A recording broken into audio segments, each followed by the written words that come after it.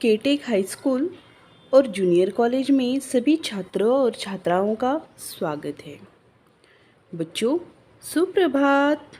कैसे हो आप सब? प्रत्येक सुबह सूर्य कहता है मेरी तरह जागो, आकाश कहता है मेरी तरह लक्ष्य ऊंचा रखो। तो बच्चों, इन्हीं अच्छे विचारों के साथ बढ़ते हैं हम प्रथम सत्र परीक्षा 2021-22 विषय हिंदी के पुनरावृत्ति 2 की तरफ। बच्चों, आज हम पुनरावर्तन 2 करने जा रहे हैं, यानी कि प्रथम सत्र फर्स्ट टर्म एग्जामिनेशन का रिवीजन सेट नंबर 2। कल हमने कुछ प्रश्नों पर चर्चा की, आज कुछ प्रश्न हम देखेंगे। निम्नलिखित प्रश्नों के उत्तर 1 या 2 शब्दों में लिखो। बच्चों, इन प्रश्नों के उत्तर आपको केवल 1 या 2 शब्दों में ही लिखने हैं। नंबर 1, नीम के पत्तों का स्वाद कैसा होता है? उत्तर कड़वा। नंबर 2, नीम के फल को क्या कहते हैं? उत्तर निम्बोली। नंबर 3, किसान का नाम क्या था? उत्तर रामदीन। नंबर 4, किसान के बेटे कैसे थे? उत्तर आलसी। नंबर 5, रामदीन और उसके पत्नी ने कहाँ जाने का विचार किया? उत्तर तीर्थ यात्रा। नंबर 6, अर्नाल्ड कहाँ रहता है? उत्तर छतरी तालाब के पास। नंबर 7, किसकी माताजी नर्स हैं? उत्तर अर्नाल्ड की। नंबर 8, ज्ञान विज्ञान की कहानियाँ कौन सुनाता है? उत्तर तबस्सुम की बुआ। नंबर 9, किसकी बहन का जन्मदिन है? उत्तर क्षमा। फिर से एक बार दोहराते हैं इन प्रश्न उत्तरों को, ध्यान से सुनिए। नीम के पत्तों का स्वाद कैसा होता है? उत्तर है कड़वा। नीम के फल को क्या कहते हैं? उत्तर निम्बोली। प्रश्न, किसान का नाम क्या था? उत्तर रामदीन। प्रश्न, किसान के बेटे कैसे थे? उत्तर आलसी। प्रश्न, रामदीन और उसके पत्नी ने कहाँ जाने का विचार किया? उत्तर तीर्थयात्रा। प्रश्न, अर्नाल्ड कहाँ रहता है? उत्तर छतरी तालाब। प्रश्न, किसकी माताजी नर्स है? उत्तर अर्नाल्ड। प्रश्न, ज्ञान विज्ञान की कहानियाँ कौन सुनाता है? उत्तर तबस्सुम की बुआ। किसकी बहन का जन्मदिन है? उत्तर क्षमा। तो बच्चों, इस तरह से आपको इन प्रश्नों के उत्तर 1-2 शब्दों में लिखने हैं। इन प्रश्नों का आपको सराव करना है, आपको इन प्रश्नों के उत्तर ढूंढने हैं। आपकी नोट्स में से आपको इसे पठन करना है, आपको याद करना है। तो बच्चों, हम आगे बढ़ते हैं अगली प्रश्न की तरफ।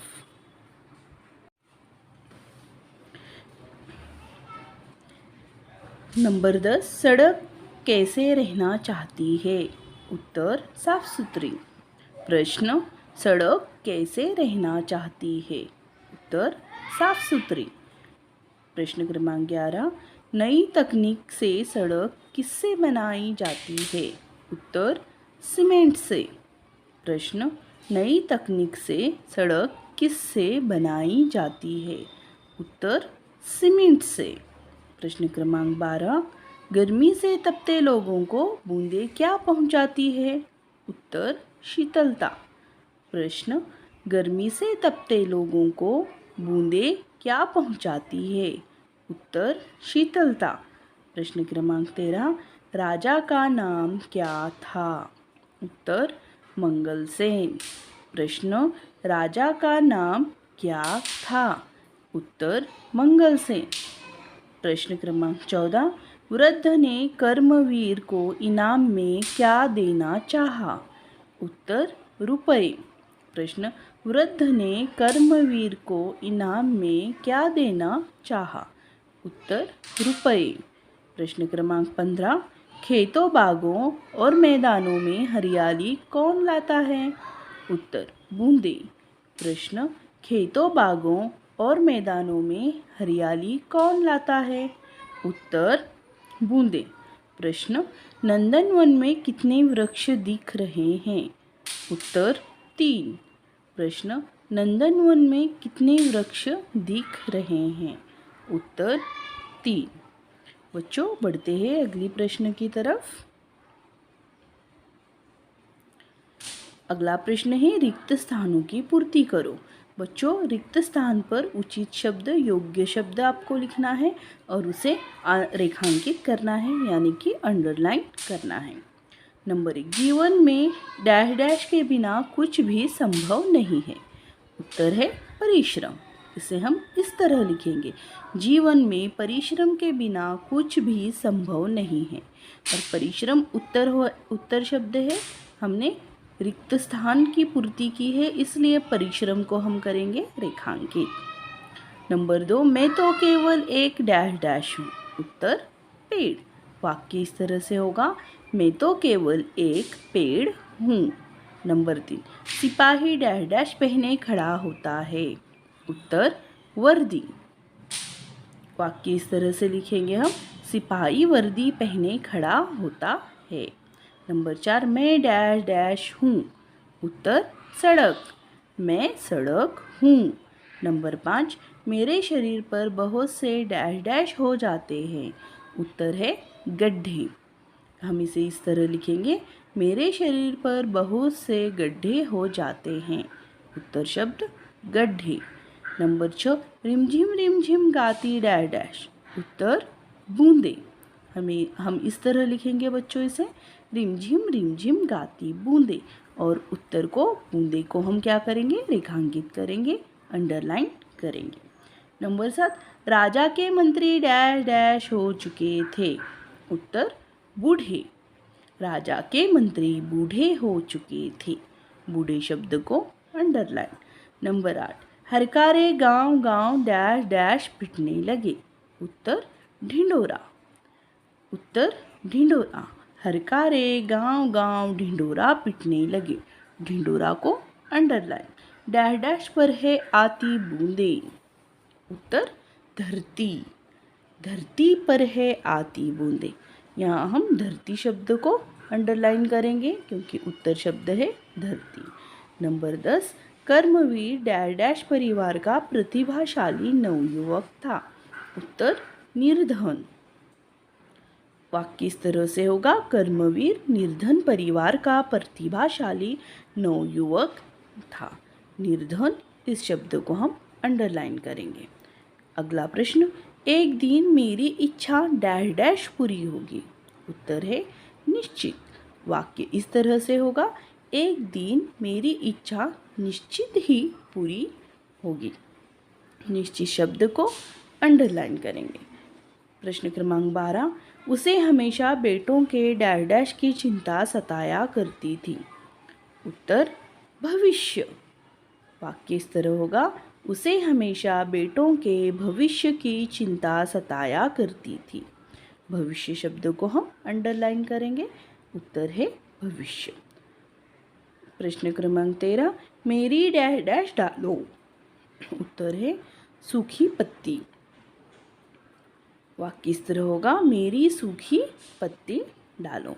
सूखी पत्ती, इस शब्द को हम अंडरलाइन करेंगे। बच्चों, बढ़ते हैं हम अगले प्रश्न की तरफ। आपको इस तरह से रिक्त स्थानों की पूर्ति करनी है, वाक्य पूरा लिखना है और जो उत्तर आपने लिखा है, जो रिक्त स्थान की पूर्ति जो शब्द से आपने की है उसे रेखांकित करना है, उसको आपको अंडरलाइन करना है। बच्चों, अगला प्रश्न है, निम्नलिखित विधान सत्य हैं या असत्य हैं, लिखो। या आपको यह प्रश्न इस तरह भी आ सकता है, निम्नलिखित विधान या निम्नलिखित वाक्य सही या गलत, लिखो। तो बच्चों, कुछ वाक्य पूछे जाएंगे, कुछ वाक्य दिए जाएंगे। अगर वो सही हैं तो आपको सही लिखना है, अगर वो गलत हैं तो गलत लिखना है। नंबर 1, मैं तो केवल डॉक्टर हूँ। बच्चों, यह विधान सत्य है, सही है? नहीं। उत्तर है गलत। मैं तो केवल डॉक्टर हूँ। यह विधान गलत है। नंबर 2, सूरज की किरणों से मिलकर नीम हवा को शुद्ध कर देता है। यह विधान सत्य है, यानी कि सही है। सूरज की किरणों से मिलकर नीम हवा को शुद्ध कर देता है। इसका उत्तर आएगा सत्य, सही। नंबर 3, तोता आकाश में उड़ रहा है। उत्तर सही। नंबर 4, भालू नाच रहा है। नंबर 5, मेरी छाया शीतल नहीं है। इसका उत्तर क्या आएगा? गलत। नंबर 6, हमें पेड़ को काट देना चाहिए। काटना चाहिए क्या बच्चों पेड़ों को? नहीं। तो इसका उत्तर है गलत, या फिर हम इसे असत्य भी कह सकते हैं। बच्चों, यह प्रश्न है, आपको इनके सराव करने हैं, प्रश्नों को समझना है। आपको नोट्स में सारे प्रश्नों के उत्तर दिए गए हैं, तो आप अच्छे से सराव कीजिए, अच्छे से परीक्षा की तैयारी कीजिए।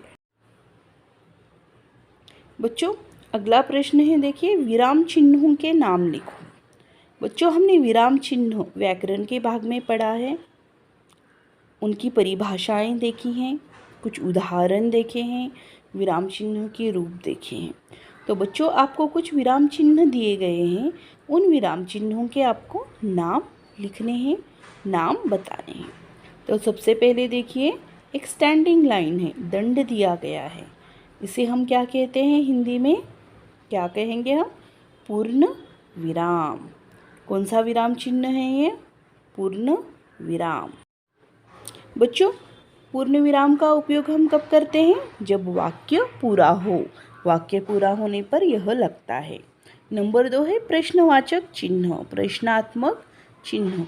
जब प्रश्न लिखते हैं, प्रश्न पूछते हैं, तो उस प्रश्न के एंड में, अंत में यह चिन्ह लगाते हैं। यह है प्रश्नात्मक चिन्ह। नंबर 3, यह है अल्प विराम, इसे कहते हैं हम अल्प विराम। हम अंग्रेजी में इसे कॉमा भी कहते हैं।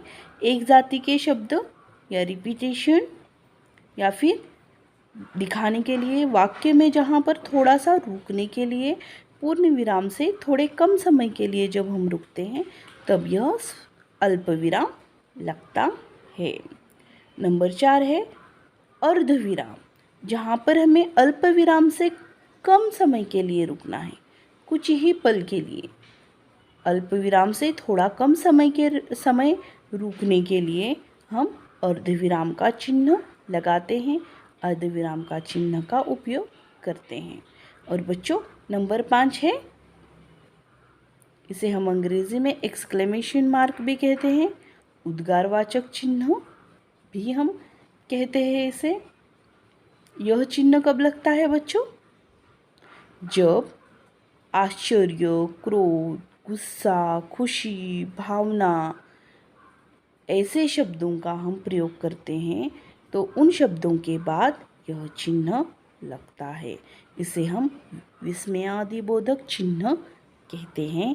अंग्रेजी में एक्सक्लेमेशन मार्क कहते हैं, मराठी में उद्गारवाचक चिन्ह कहते हैं। तो बच्चों, हिंदी में क्या कहेंगे हम इसे? विस्मयादिबोधक चिन्ह, यानी विस्मय का बोध जिन शब्दों से होता है, उन शब्दों के अंत में इस चिन्ह का प्रयोग होता है।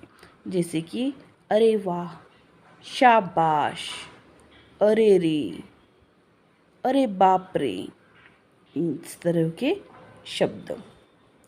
तो बच्चों, इस तरह से आज हमने हिंदी विषय का प्रथम सत्र परीक्षा का पूरी तरह से रिवीजन कर लिया है।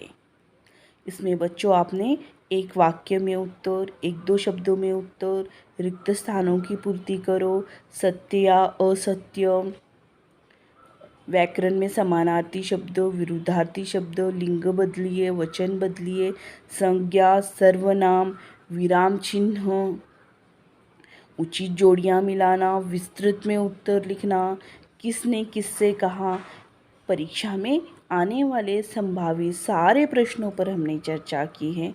आपको यह वीडियो मिलेगा रेफरेंस के लिए, आपको इसके प्रश्न मिलेंगे, आपको इसकी प्रैक्टिस करनी है, सराव करनी है परीक्षा के लिए।